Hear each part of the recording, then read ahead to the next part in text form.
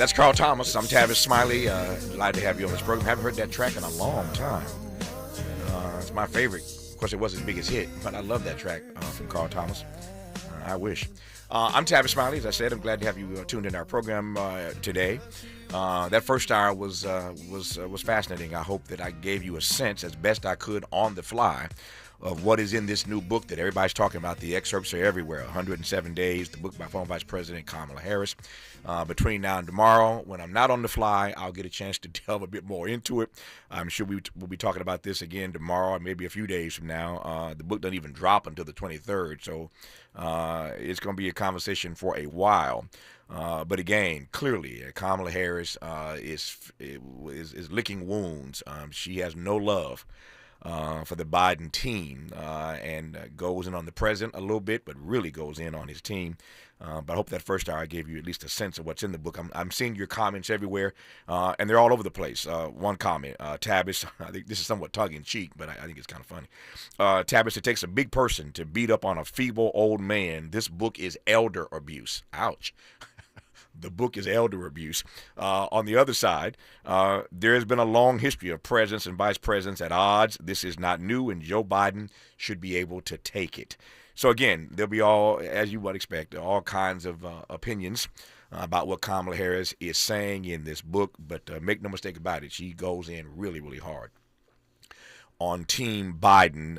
But again, we've got a few weeks to deal with that. The book doesn't drop until the 23rd, but trust and believe, there'll be a lot of conversation about this particular book. We always love hearing from insiders. Speaking of insiders, in the movie The Insider, see what I did there? In the movie The Insider, my next guest, Lowell Bergman, was portrayed by Al Pacino. If you're going to be betrayed by anybody, Al Pacino ain't a bad actor to be portrayed by. A conversation in this hour with the legendary investigative journalist Lowell Bergman on the impact of 9/11. Today is September 10th. It's one of my brothers, Scooter, turns 50 today. Happy 50th birthday to my brother Scooter. But tomorrow, of course, 9/11, and it's been almost 25 years. And I'm curious about what we think the impact of 9/11 is, and how it continues to reverberate through American society almost a quarter century later. I think it does, manifesting itself in ways that I think are both visible and hidden, but in ways nonetheless that still shape our politics, our public health conversations, certainly national security, collective memory. What else can I add to that list? Our fractured unity, and for that matter, notions of patriotism versus nationalism. Still having that debate, and the penchant toward nationalism, to my mind, is getting even worse by the day. So what is the continuing toll, and what are the global reverberations of 9/11 all these years later in the era of Donald Trump, who recently signed that executive order to change the Department of Defense to the Department of War? Lots to talk about, and say nothing of CBS bending the knee, where Mr. Bergman was employed for many, many years. A lot to cover with Lowell Bergman in this hour. Mr. Bergman, how are you, sir? Good to have you on this program. As I said, I'm celebrating becoming an octogenarian. I made it. Congratulations. My mom just made it a couple of weeks ago. So that's a beautiful thing. Hey, it beats the alternative, Lowell. It beats the alternative. Well, I wouldn't be here without it. There you go. So thank you for the conversation. I mentioned Al Pacino and The Insider. What did you think of that project all these years later? Well, I think it was. How should I put it? I mean, it's an out of body experience to be played by Al Pacino in a movie. Yeah. And but you have to remember, this was a film that was nominated for 7 Academy Awards when it came out in 1999. However, it was unique in the sense that it was the only film that named another entertainment company as being less than satisfactory in its performance, meaning CBS. Mm-hmm. And as a result, Disney, who owned it, apologized to CBS for making it and did not re-release it, even though it had 7 Academy Awards, and did no promotion. It was not available to the public on any broadcast station, I think still to today. Mm-hmm. In the United States, and it did make it to cable for a while. It took a while. Just most recently, ironically, because of the controversy at CBS with 60 Minutes and that becoming sort of front page news, Yeah. it is now on Hulu and YouTube. Yeah. Since you went there, let me follow you. What do you, and this is my word, and feel free to, choose another, or disabuse me of the notion if you think I'm wrong about it. But since you went there, what do you think of the collusion between Disney and CBS, with Disney, to your point, apologizing to CBS for making the project? Well, it wasn't a formal apology. I mean, it was a phone call for Michael Eisner directly to Don Hewitt at 60 Minutes Right. and Mike Wallace. Right. That's the only public part of it, which Don leaked to Page Six at the time. But what do I think of it? I think of it that all news, as I say, all news organizations have their limits, and there's a reason. Usually, it's economic or in some way related to that. Mm-hmm. And what made the film unique and what makes it unique today is a assessment of that going on in terms of what the public can learn or will learn. And if there's nothing else happening today in terms of the world of news and information, there are fewer reliable sources of information and news available to the general public. You said two things right now that I could spend the rest of the hour unpacking. We'll cover a lot more, but I want to give you a chance to unpack that for me. This notion that there are fewer and fewer reliable news sources. We see all kinds of news sources. The burgeoning growth of outlets in social media apparently have not convinced Lowell Bergman that there are more reliable sources now than ever. We'll talk about that notion. And then, of course, just a broader conversation I want to engage Lowell Bergman in with regard to the media these days. He, again, legendary investigative journalist. We all see how CBS has bent the knee, and we see Stephen Colbert on his way out the door. But it's not just CBS. There's a lot to talk about, a lot to uncover in this hour with Lowell Bergman. I'm honored to have him right now on Tavis Smiley. From California to the Carolinas, everybody's listening to Tavis. More when we come forward.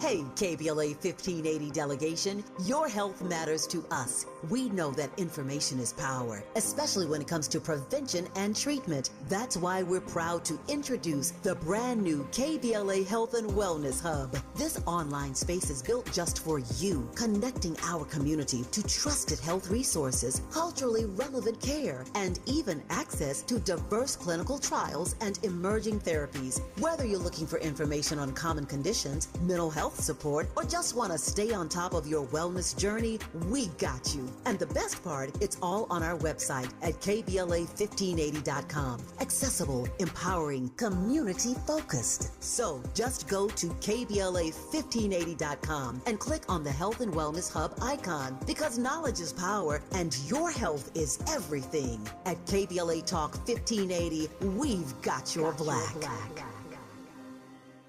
Make a move into a home of your own. With City National Bank's Ladder Up Home Loan Grant, you could receive up to $20,000 that you never need to pay back. Use it toward your down payment, save on closing costs, or to buy down your mortgage rate. Find out more at cnb.com/ladderuphome. City National, here for every stage of the journey. Property must be in a qualifying market in California, New York, or New Jersey. Additional terms and conditions apply. Not all applicants will qualify. Terms are subject to change without notice. City National Bank is an equal housing lender. Member FDIC. NMLS number 536994. KBLA Talk 1580. We've got a lot to talk about. KBLA Talk 1580, connecting you with services and solutions. The Los Angeles Regional Food Bank is on a mission to fight hunger and provide nutritious food to those in need across our community. They partner with federal, state, and local programs advocating for better policies and funding for critical hunger relief programs like Cal Fresh, the Emergency Food Assistance Program, and the Child and Adult Care Food Program. The food bank works with coalitions and local representatives to make sure hunger is addressed in every district of LA County. They also run nutrition education campaigns, raise hunger awareness, and source nutritious food for distribution, all while supporting regulations that allow food pantries to operate safely. Want to help? Visit lafoodbank.org or call 323-234-3030 to volunteer or find a food bank near you. Together, we can ensure that no one goes hungry in Los Angeles County. This is a community call to action from KBLA Talk 1580.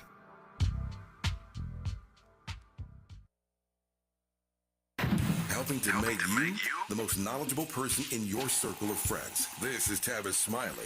Tavis Smiley and Lowell Bergman, a legendary investigative journalist, portrayed by Al Pacino in the film The Insider. Delighted to have him on to talk about a number of things, including how we regard our situation 25 years, almost 25 years after 9/11.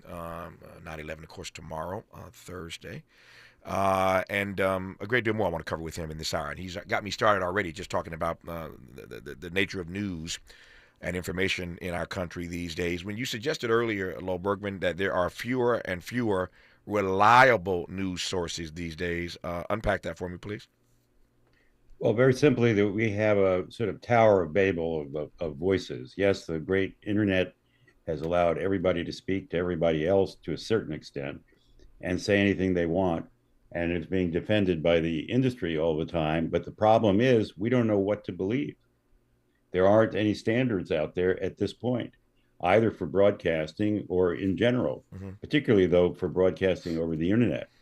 The companies themselves have become trillion-dollar companies, and they were granted a privilege back in 1997 that they weren't responsible for the content that they hosted. The result is you can't get that kind of bad information, if you will, off the air. It's out there everywhere. And their own stories have already been done, investigations have already taken place, that the company's business model includes getting as many eyeballs or ears as possible. And the way you do that is give people information that's irritating, that's alarming, that causes them stress, and promotes hate speech. And that's what we're inundated with, both children, adults, and everyone. That's a nice segue into a broader conversation that I want to have now. I mean, your station, for instance, or the stations people are listening to, still have some standards that they have to live up to, but very, very few compared to what, let's say, I had to back in the old days of broadcasting. Those standards were removed in 1988, and what you got was Rush Limbaugh. And what is the price? Since you went there again, I'll follow you. What is the price we have paid, are paying, will pay? Take it any way you will, for those standards disappearing.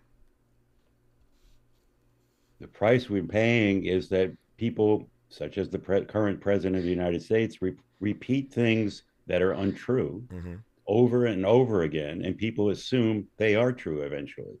It's an old tactic. We've forgotten the early history of radio, for instance. When it started out, it was very much like the internet. Anything goes. But the difference between the United States and at the same time as a country like Germany at that time in the Weimar Republic, the United States introduced regulations that moderated or changed content that was allowed on the air. And what they did was they got rid of hate speech. I don't know if you know this, but there was a station in Los Angeles that had a preacher who was reaching out with one of the largest signals in Southern California and preaching the doctrine of the Ku Klux Klan. Because they introduced regulations in 1927, the complaints that came in resulted in his license being pulled. And the federal courts, all the way up to the federal courts of appeals, upheld that. They said it didn't violate free speech. They're using the public's airwaves. And because they're using the public's airwaves, they have to operate in the public interest. That whole standard, which started back then, lasted until 1988. Then it disappeared. And since then, we have been inundated with all kinds of, particularly electronic messages going from the cable to the internet that are false, are promoting ideas that aren't true. But there's nothing you can do about it. And the companies are not responsible. They have immunity in the United States. And how do you read the fact that they aren't held responsible? Well, it's what we have today. We have an administration that wants to undo the 14th Amendment, Mm-hmm. which people have forgotten was the result of a civil war. I mean, it's up there every day. It's not hidden, but you don't hear about, people aren't educated in schools about the history of the United States, and particularly of news organizations and information, and how all of this had transpired. We're operating, and people in the industry don't know that little history I just told you. Yeah. It's not So taught. I was at the Graduate School of Journalism at Berkeley, and we had to argue when they got rid of the history of journalism as a class. So the graduates don't of universities don't know about it. yeah. We started this hour with you proudly acknowledging and celebrating your octogenarian status. I want to tap into that right now because you've been around a while and you've seen a great deal. And I want to ask. I'm asking this question, broadly to give you all the canvas you need to paint. So I'm doing this unapologetically, and I'll see where we go after that. But you mentioned Donald Trump and the media. Just talk to me as you see Trump's relationship, the way he shows up, the way he manipulates. Take it as you will, but just talk to me about Donald Trump and the media, and we'll jump from there. Well, nothing has changed in the last decade. If you may recall, or people have forgotten, they're never reminded that Donald Trump got on the air in 2015 running in the Republican primary. No one gave him any thought that he could be the nominee or be elected, and immediately started his routine of attacking people, making up names, making up information, Mm-hmm. even sensational, being entertainment.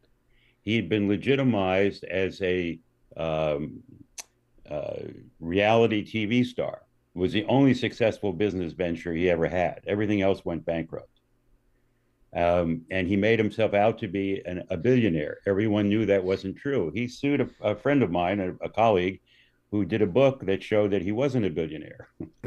He eventually dropped the suit because he wasn't, but he was presented that way on the air, and it increased the ratings of those debates to the point that the CEO of CBS said, "What's good for CBS may not be good for America. Keep Mm-hmm. it up, Donald.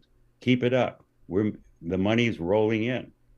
The ratings went way up, and it's still true today. His routine is entertaining to people.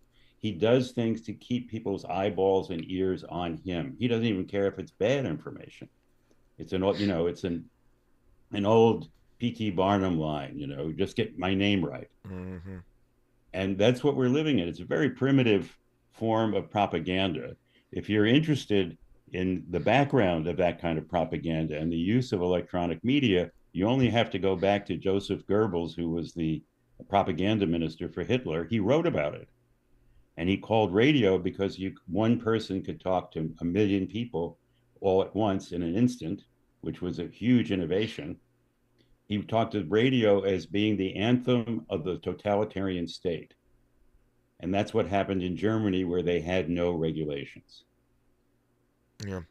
The flip side of that question about Trump and the media is the media and Trump. And what I mean to suggest by that are the various ways that the media have been bending the knee since Donald Trump returned. And I want to just ask a direct question, if I can. You've not been shy about your commentary about CBS, but I want to just tap into that for a second.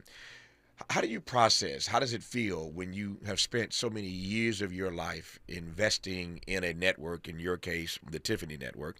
You invest everything you have into it to make this network reliable and trustworthy. And years go by, and that network shows up in a way that suggests to many of us that it's anything but reliable and trustworthy. But you've invested so much of your life into that particular institution. You process that how? Well, it's more than the particular institution. I mean, because the question really is even more fundamental than that. Okay. The question is, are there facts? Mm, mm, Are we accepting information based upon the quality of it? Or is it that it's whatever gets the eyeballs, the ears, the entertainment and value, and so on? It was once clear in our society that there was a difference between just anything and quality information. And mm-hmm. that's what's been diminished. it's gotten such tremendous economic power, this anything goes, that now we have the richest corporations in the world made up here who are not regulated as to their business, now going, if you will see, you can see it openly on to dinner parties with the president of the United States, who is similarly completely out of control with no limits. And it's a very stunning moment worldwide. This is having huge impact around the world. Yeah. So Lowell Bergman is a emeritus professor, but he's founder of the Center for Investigative Reporting and established the investigative reporting program, as you mentioned earlier, at UC Berkeley Graduate School of Journalism. It's that word investigative that keeps popping up. That's the lane he's run in for most of his career, that investigative journalism lane. And I want to put a finer point on this if I can. You suggested earlier that the question is even more fundamental. It's about, are we getting the facts? And I don't know that we pride ourselves anymore, the business that we are in doing investigative journalism. To your point, Trump presents a narrative, and he says it time and time again. The media covers it as they will, and what is a falsehood eventually gets taken as a truth. But it raises the question for me about, in this country, particularly at a moment like this, where we are with this notion of real, true, investigative reporting. Your take on that is what? Investigative reporting only has impact if the society believes in facts. If the society believes that there are standards in terms of how we both behave and what we should believe. The difficulty now is that it's been completely scrambled. I mean, I can remember at the beginning of the first Trump administration, where his people were saying there were all of a sudden alternative facts. Mm-hmm. Mm-hmm. You know, you're not fooling around here. This isn't just a reality TV show, but that's what has really been going on. There, I know what we consider something that is presented to us, that there's been a thoughtful evaluation of it. In the old days, we used to call it reporting against your story before you published it, mm-hmm. before you broadcast it. You wanted to make sure that it really was true, or as close or the best version of truth that you could do. Today, it's anything that comes to the mind of Donald Trump is news.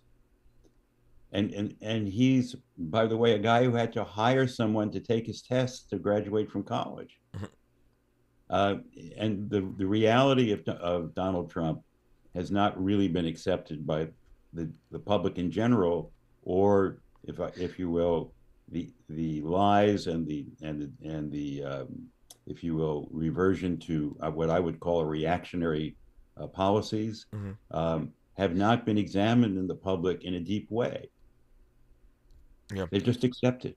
What to that point, and I'm going to spend the back half of this hour, the second half, talking about 9/11, all these years later, and the questions I posed earlier about what it means to be in this country at this moment in the Trump era, with these changing Department of Defense, Department of War, a lot to cover in the back half of this conversation.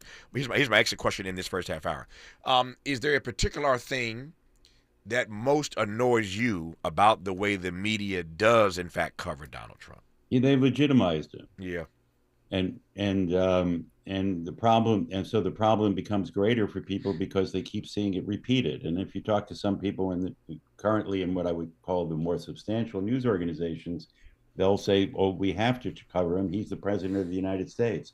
Well, I'm sorry, but if the president of the United States, a convicted felon, is spewing things that are demonstrably false, that's all you should say about him, or hide him on the back pages for those people who want to find him.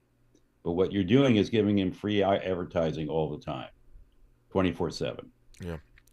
Along with all the other great work that Lowell Bergman has done in his career, he did a frontline doc called The Hunt for Bin Laden. So who better to talk to about 9/11 all these years later than Lowell Bergman? We'll do that when we come forward on Tavis Smiley. This is getting good. Yeah, man. Tavis Smiley continues when we come forward.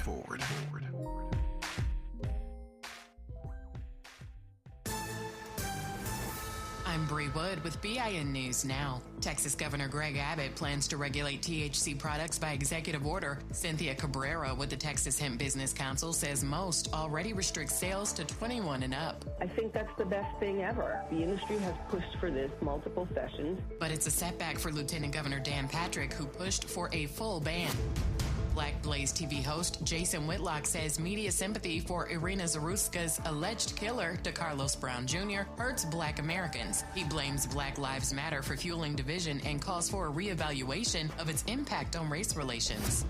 And 44-year-old Demetrius Carter, a black man from Oklahoma City, is suing after being shot by police at an Oklahoma football game. He says his hands were up and it was racially motivated and part of a pattern of excessive force against Black residents. Get BIN News Now on demand 24/7 on the iHeartRadio app. Think It Up is an initiative to activate student-powered, teacher-led learning projects. Students and teachers, how can you spark great learning experiences in your classrooms today? Join at thinkitup.org. This is the KBLA Sports Minute with Ray Richardson.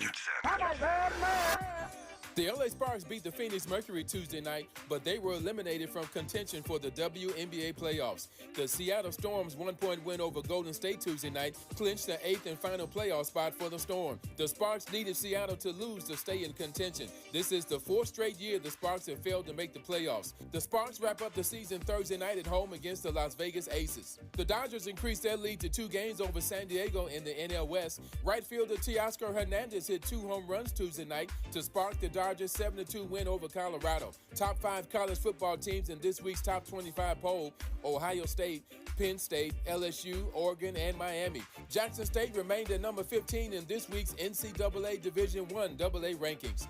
No debates, no speculation, just the info you need. That's your KBLA Sports Minute. I'm Ray Richardson. More news, opinions, and conversation when we come forward on KBLA Talk 1580.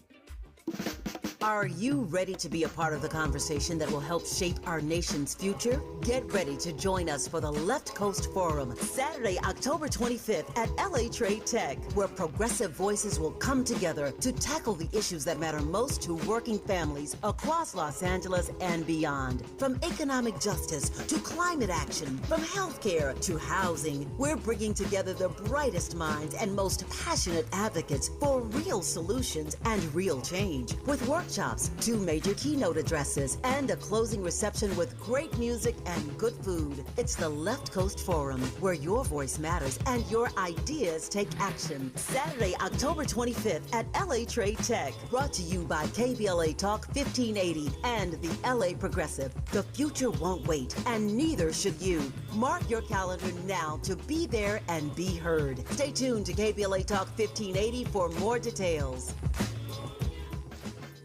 Break out the champagne. Everybody get a glass.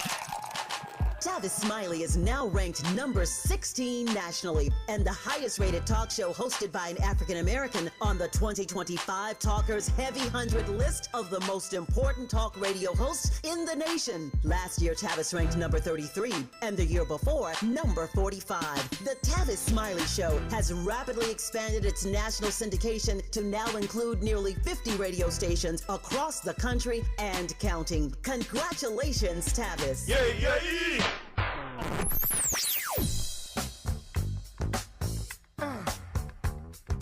This is KBLA Talk 1580.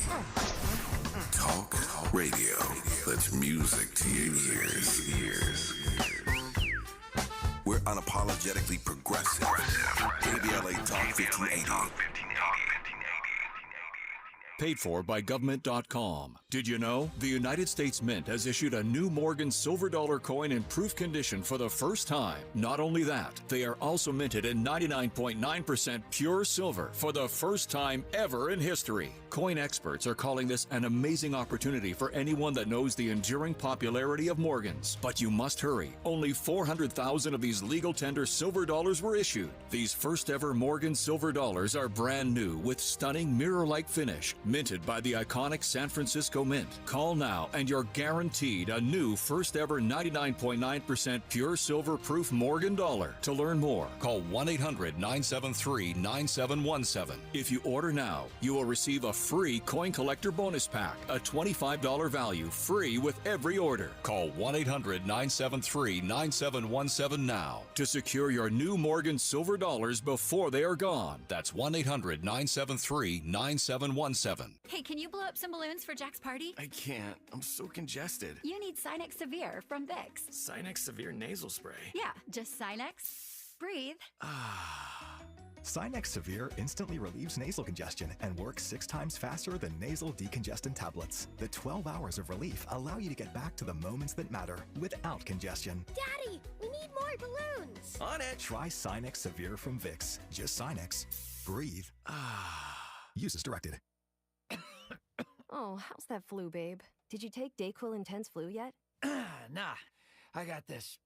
Ugh, okay, I don't got this. You stay on the couch, and I'll grab the Dayquil. Undo your flu symptoms with Dayquil Intense Flu. Dayquil Intense Flu provides powerful relief of your flu symptoms. I'm ready for that to-do list. Wow, you do got this. Dayquil Intense Flu. The daytime coughing, aching, fever, under your flu, medicine. Use as directed, keep out of reach of children. Made fresh daily in the Mert Park, Los Angeles, California. You're listening to Tavis Smiley. Tavis Smiley and the legendary investigative journalist portrayed by Al Pacino in The Insider, Lowell Bergman, also founder of the Center for Investigative Reporting and established the investigative reporting program at UC Berkeley's Graduate School of Journalism. His bona fides are unquestioned when it comes to his role again in the lane of journalism, and wanted to have him on for a variety of reasons, not the least of which is he did a Frontline documentary some years ago called Hunting for Bin Laden. Tomorrow, of course, 9/11. 24 years tomorrow, 25 years next year, so we're approaching the quarter-century mark since 9/11, and I wanted to have a brief conversation in advance of tomorrow about the ways in which 9/11 continues to reverberate through American society almost a quarter century later. I'll start with that broad question, Lowell Bergman, and we'll move from there, sir. What are your thoughts? Well, there are two. I mean, one, you mentioned the documentary, and actually that documentary aired originally in 1999, right about 6 months after the bombings of our embassy in Nairobi and in Tanzania, and identified with footage of Osama bin Laden that we managed to get in Khartoum, that their local TV station had, because he was holed up there for a while. And it made some impact at the time, although I think it was the lowest rated Frontline on PBS that year. It was the foreign news, let's put it that way. Of course, it became, it was on round the clock, 24 hours a day on PBS and other stations around the country after 9/11. Yeah. The after effect of 9/11 in this country, one of the great after effects were that the reforms of particularly the abilities of federal law enforcement and intelligence agencies inside the United States that came in the wake of Watergate basically started to retreat. And it happened to a certain extent during the first Bush administration back in and around the Iraq War. But 9/11 led to wholesale changes in the nature of surveillance inside the country that had been reformed years before, and it's gone on since then. And as you know, the reaction to 9/11 by the federal government was to invade Iraq, one of the most tragic and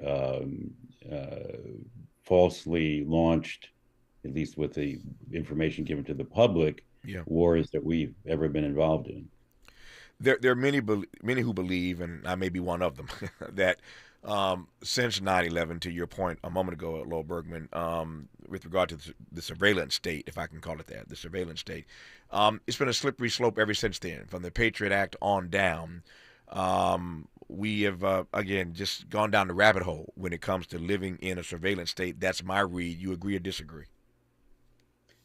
No, I mean, I agree. Basically, I think there's been very little attention given to the realities of what effective intelligence and effective counterintelligence can do. And we've gone, if you will, electronic, and now we have a surveillance economy. Mm-hmm. You can no longer hide. You can't disappear. You know, in Europe, where they've begun to pass laws to try to rein in the power of big tech, you now have a right to disappear, to get rid of, force the companies to get your name out of their files. Mm. You don't have that right in the United States. Yeah. And what do you make of the fact, speaking of the surveillance state and the surveillance economy, what do you make of the fact that almost 25 years after 9/11, that these agencies, these government agencies, in this moment are being so weaponized, so politicized? Well, again, you're talking about a situation where I'm trying to have the right perspective on this. You're talking about a situation where people don't understand what's going on. Mm-hmm. They're getting a cacophony of voices. Journalists, for example, don't realize that our fundamental expansion in our ability to report, particularly do investigations and investigations of public figures, comes from a law that was part of the civil rights movement. And don't understand, it's called Times versus Sullivan. Mm-hmm. And it's really a civil rights case that benefited journalism. But we don't say that. We don't honor that in our discussions publicly. We don't tell the public that, and we don't tell the Trump administration straightforwardly where we're coming from. Yeah. So we've talked a little bit about national security, almost a quarter century after 9/11. Let me pivot to a couple other things I want to just take Lowell Bergman's temperature on with regard to how we're showing up these days in this place called America all these years after 9/11. So again, there's a brief conversation about national security. What's your read? What's your sense of how 9/11 still manifests itself with regard to our politics? Well, we've forgotten 9/11, the lessons of 9/11. And one of the lessons of 9/11 is that the situation in the Middle East, which in many ways generated the hatred in various and vast sectors of the population in the Middle East of the United States. And we exacerbated that through a number of invasions that proved to be catastrophic for the countries involved and the people involved. We don't take long-term responsibility for our foreign actions, and our politicians don't either. And you've got a president and an administration at the moment who just seem to be interested in their own personal financial welfare, which is unprecedented in any administration in the history of the country. You mentioned earlier that Donald Trump sued a friend of yours for writing a book about the fact he wasn't a billionaire. Whether he was or wasn't, is or isn't, what is the data on this is incontrovertible. We just talked about this on our program a couple of days ago, an article that detailed how his net worth has doubled. His wealth has doubled since getting back to the White House. So whatever that number was, it's twice that now. And we call we call that the big grift. That's exactly what it is, just the big grift. So you're right about that, but I want to just put a finer point on your comment about his being a billionaire. Whatever that number is, it has doubled since becoming president. And so you're right, it's unprecedented that we've seen this kind of grifting on the part of a president of this country. One of the other areas I want to get your response on, all these years after 9/11, I refer to it as a fractured unity. Something is wrong with the country where it takes a catastrophe, a disaster like 9/11 to bring us all together. And yet here we are again, almost 25 years later, and the unity in this country could not be more fractured, Lowell Bergman. Yeah, well, it's because you've got, first of all, you don't have any moderation, what they in current terms they call moderation of content. Anything goes in the broadcasting and in particular the internet means of communications, which are instantaneous and overwhelming. And the people who are involved in doing that and control it are making more money than any corporations have made in the history of the world, most of them based in Silicon Valley. And that particular industry has promoted all kinds of information that's demonstrably false and dangerous to the public health, public interest, and the future. And we don't seem to be able to get our arms around it and stop it.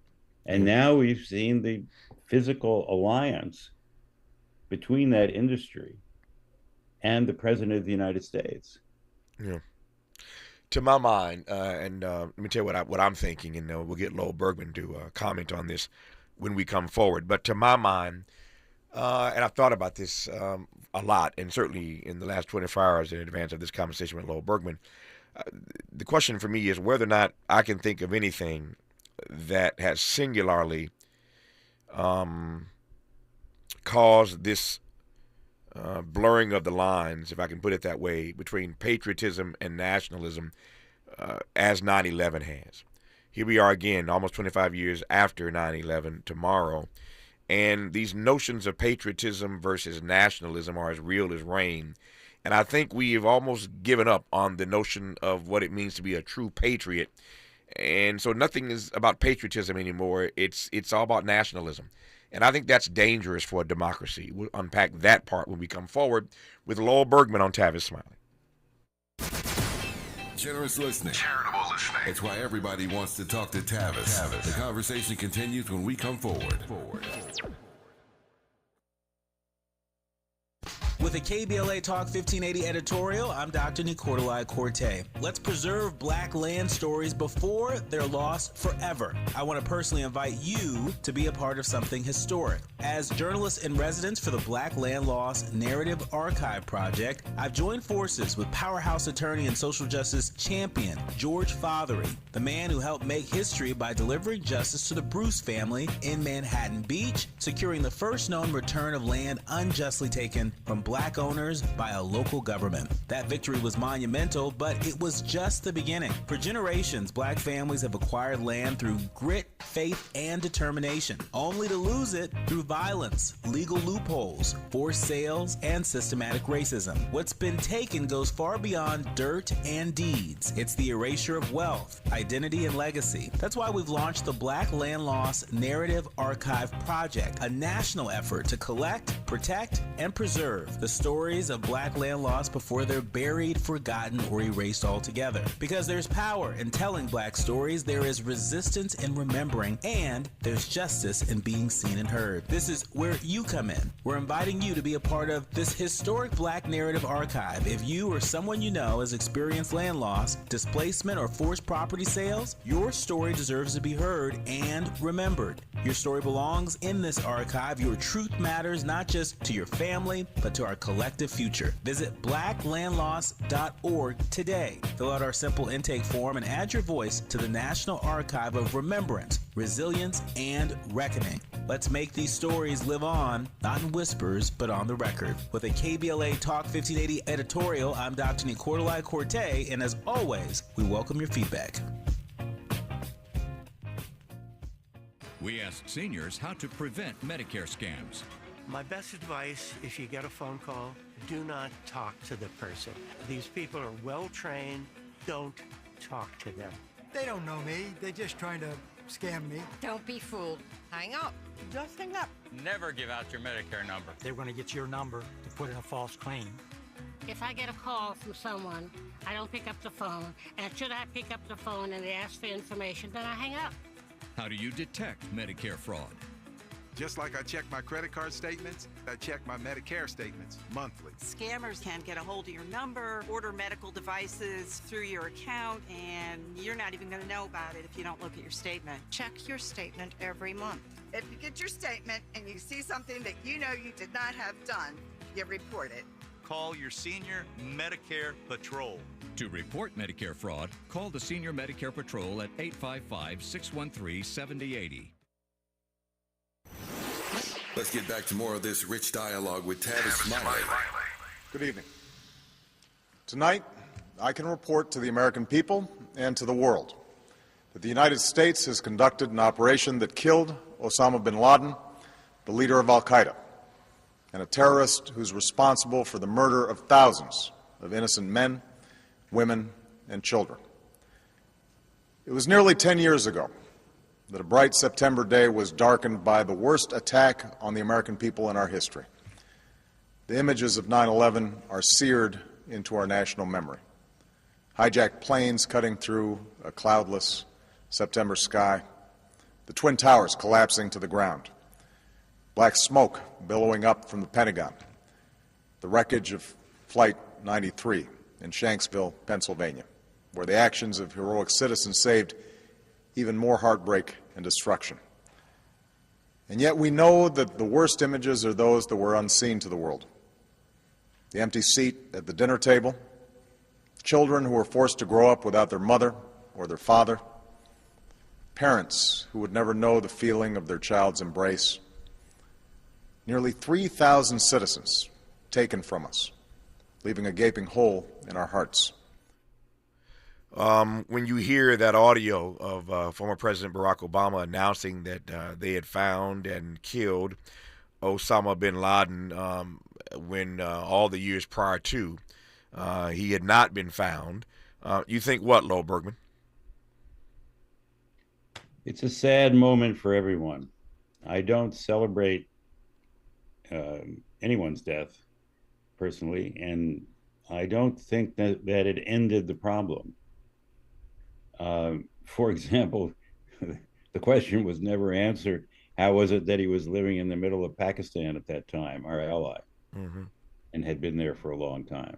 So there's a lot of questions and depth still from what happened at 9/11 and then what happened afterwards. Clearly, from all the investigations, his people were very, very lucky that they made it through and actually pulled that off. Yeah. And it's kind of embarrassing in the aftermath, the ineffectiveness of our own domestic intelligence operations and ability to infiltrate some of those organizations, and the lack of communication between the FBI and the CIA and vice versa. Yeah. So hopefully, well, it appears that we have avoided another attack of that nature since then.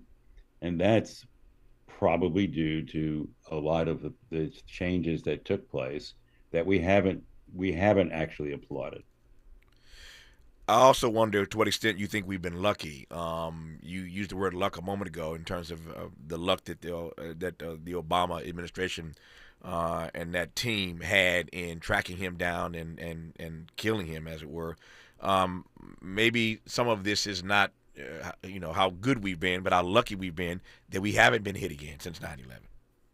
Well, certain things have shifted in the world. We have, for example, turned our attention to a fabricated reporting of violence and death on our streets by the current administration.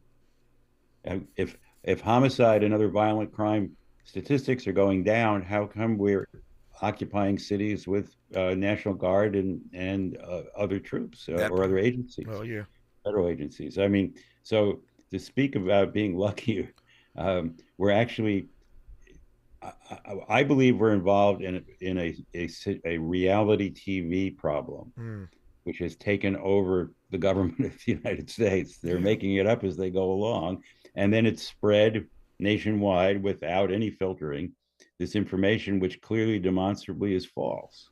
Yeah. In our remaining moments with Lowell Bergman, I want to get to the question that I posed moments ago, which is whether or not I am right about the fact, not that he has to agree with me, but whether or not I am right about the fact that 9/11 sent us down the rabbit hole of being able to not distinguish, or I should say not being able to distinguish between true patriotism and nationalism. And if I'm right about that, that's a dangerous thing for a democracy when everybody is waving the flag and it's all about nationalism. Patriotism, to my mind, means that you're not unwilling to critique your country to make it better. Nationalism is just a bunch of sycophancy. I digress for now. Lowell Bergman's thoughts about that when we come forward in our remaining moments with him on Tavis Smiley.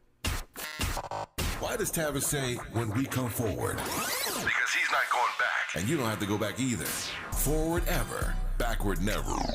More of Tavis Smiley when we come forward.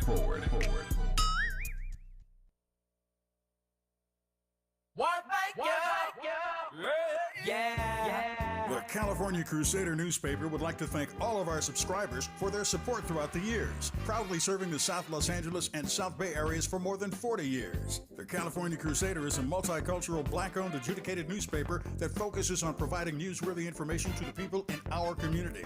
We're constantly looking for ways to assist businesses in our community to connect with our subscribers. We provide low-cost, effective ways to promote your business with our reasonable and affordable advertising rates. You can participate by suggesting, sharing, and submitting your stories on the California Crusader newspaper Community Share Facebook group page, or visit our website at cal-cruise-news.com. That's calcruisenews.com. Then click on the Submit Now button located on the top right corner of the homepage, or text CCN to 42828. Again, text CCN to 42828. The California Crusader newspaper, working together to build a better community for our future. Subscribe today.